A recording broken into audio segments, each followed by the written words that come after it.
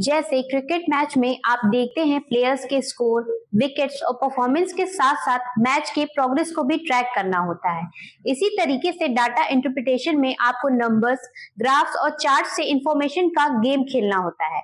आप डेटा को एनालाइज करके इंसाइट और ट्रेंड डिस्कवर करते हैं, जैसे कि किसी प्लेयर ने कितने रन बनाए हैं या कौन सी टीम जीत रही है।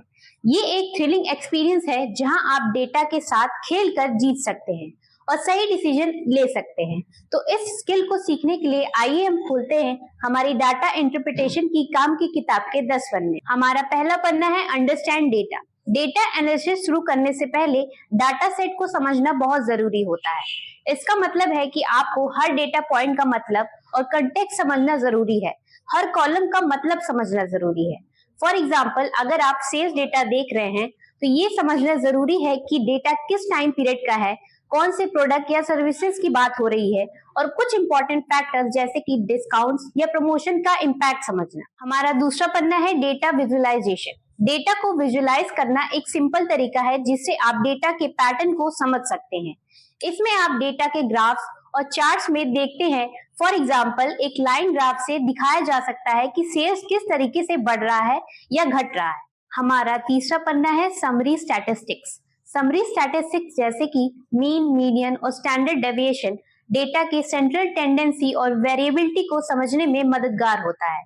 मीन एक डेटा सेट के एवरेज वैल्यू को रिप्रेजेंट करता है, मीडियन डेटा सेट के मिडिल वैल्यू और स्टैंडर्ड डेविएशन डाटा सेट के स्प्रेड को मेजर करता है।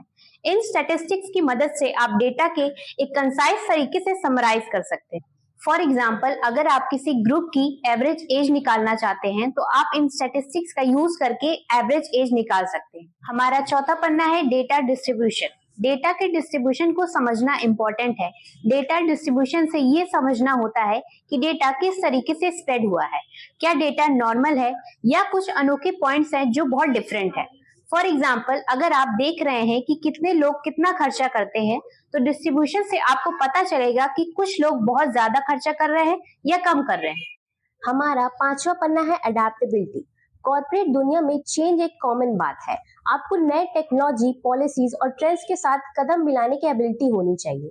पॉजिटिविटी के साथ आप आसान से नए सिचुएशन में एडजस्ट कर सकते हैं। फॉर एग्जाम्पल, सोचिए कि एक आईटी प्रोफेशनल है और अपने करियर में नए प्रोग्रामिंग लैंग्वेज को सीखना चाहते हैं। यदि आपका एटीट्यूड पॉजिटिव है तो आप नए स्किल्स को जल्दी से सीख सकते हैं और अपने करियर बढ़ा सकते हैं। हमारा छठवां पन्ना है हाइपोथेसिस टेस्टिंग।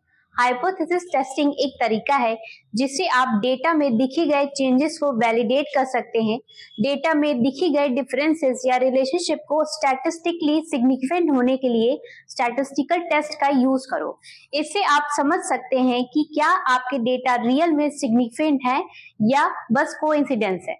मान लीजिए आप एक मेडिकल ट्रीटमेंट के रिजल्ट देख रहे हैं तो हाइपोथेसिस टेस्टिंग से आप वैलिडेट कर सकते हैं कि ट्रीटमेंट का असर रियल है या कोइंसिडेंस है। हमारा सातवां पन्ना है डेटा क्लीनिंग। डेटा को क्लीन करना मतलब कि आप डेटा में एरर्स को आइडेंटिफाई करते हैं, मिसिंग वैल्यूज को हैंडल करते हैं और बहुत डिफरेंट वैल्यूज को रिमूव करते हैं जो डेटा को खराब करते हैं, जो डेटा की इंटरप्रिटेशन को बिगाड़ सकते हैं। फॉर एग्जाम्पल, एक कस्टमर डेटाबेस में डुप्लीकेट एंट्रीज को रिमूव करना एक्यूरेट कस्टमर काउंट्स इंश्योर करता है। हमारा आठवां पन्ना है importance of context. Data collect होने वाले ब्रॉडर कॉन्टेक्स्ट को भी कंसीडर करो क्योंकि ये इंटरप्रिटेशन को सिग्निफिकेंटली इन्फ्लुएंस करता है, यानी कि डेटा के पीछे क्या कुछ इवेंट्स और फैक्टर्स हैं जो उस डेटा को इन्फ्लुएंस करते हैं। फॉर एग्जाम्पल, पेंडेमिक के दौरान ऑनलाइन शॉपिंग की इंक्रीज एक्सपेक्टेड है, इसीलिए ये नेसेसरीली एक थ्राइविंग इकोनॉमिक का साइन नहीं है। हमारा नौवां पन्ना है temporal trends. Time series data के साथ काम करते वक्त ट्रेंड्स को समझो। जब आप टाइम सीरीज के अकॉर्डिंग डेटा को देखते हैं तो आप देख सकते हैं कि डेटा में समय के साथ कैसे चेंजेस आ सकते हैं। फॉर एग्जाम्पल, किसी रेस्टोरेंट के सेल्स में वीकेंड्स या हॉलीडेज में कैसे चेंजेस आते हैं, ये सीजन्स में इंक्रीज सेल देख सकते हैं। हमारा 10वां और आखिरी पन्ना है क्रॉस वैलिडेशन। क्रॉस वैलिडेशन एक टेक्निक है जिससे आप टेस्ट कर सकते हैं कि आपका प्रिडिक्टिव मॉडल न्यू डेटा पर सही तरीके से काम करेगा या नहीं। प्रिडिक्टिव मॉडल्स बनाते वक्त क्रॉस वैलिडेशन जैसे टेक्निक्स का यूज करो ताकि मॉडल अनसीन डेटा पर किस तरह परफॉर्म करता है ये एसेस किया जा सके। फॉर एग्जाम्पल, मशीन लर्निंग में क्रॉस वैलिडेशन मॉडल को टेस्ट करता है कि वो रोबस्ट है और न्यू डेटा पर अच्छे से जनरलाइज करता है। आशा करती हूँ कि आपको डाटा इंटरप्रिटेशन के 10 पन्ने अच्छे से समझ में आए होंगे।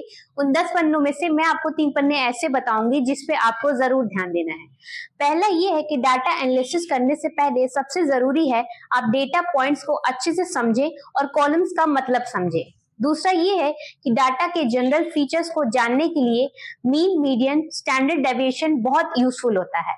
तीसरा ये है कि डाटा कलेक्ट होने वाले ब्रॉडर कॉन्टेक्स्ट को भी कंसीडर करो क्योंकि ये इंटरप्रिटेशन को सिग्निफिकेंटली इन्फ्लुएंस करता है। आशा करती हूँ कि आपको हमारा प्रयास अच्छा लगा होगा, तो वीडियो को लाइक करें, शेयर करें एंड चैनल को सब्सक्राइब करें।